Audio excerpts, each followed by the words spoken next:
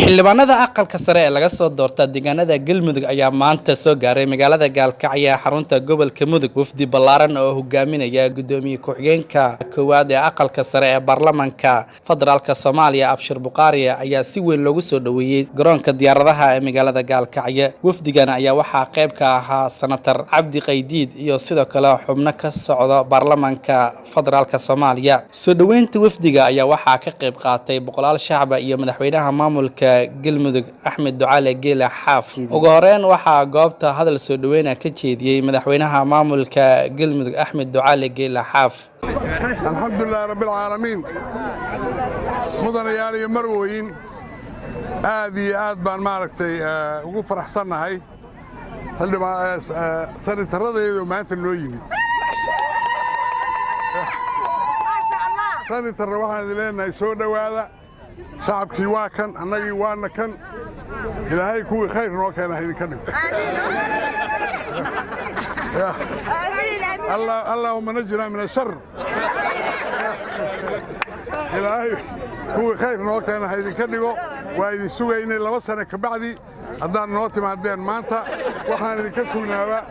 waa khayr iyo barakeey iimaan ku soo dhawow gudoomiye magaaladii Gaalkacyood waa tan shacabkii waa kan aniga madaxweynahana waa kan ma sha Allah ilaahay maaragtay tawfiiqda hana waafajiyo kulligeen soo dhawaada marxim madaxweynaha dawlad goboleedka Galmudug Mudan Axmed Ducaale Geele Xaaf iyo martida kale oo golihiisa wasiirada iyo dadka mas'uuliyiinta deegaanka marti sharafta runtii dadka halkan ugu soo dhaweeyay dhamaantood shacabka qaybiisa kala gedsan waa inay mahad celinaynaa soo dhaweyntaana soo dhaweyseen runtii aad iyo aad u ballaaran waa kaga mahad celinaynaa boqolkiiba boqol waa mahadsantihiin waqtiga aad qorraxda noo taagneedeen iyo sida noo soo dhaweyseen marka xigta waxaan ilaahay ka baryaynaa ilaahay inuu noo aqbalo ducada madaxweynaha oo khayr iyo wanaag iyo dadkii waday inaan noqono oo waxaan inii wadnaa horumar iyo wada tashi iyo horusocod iyo inaan gacmaha isqabsano marka Galmudug way dhaqaaqaysaa insha Allah taala waxaan maaragtay aan ku daba faylsanahay madaxweynaha dawlad goboleedka Galmudug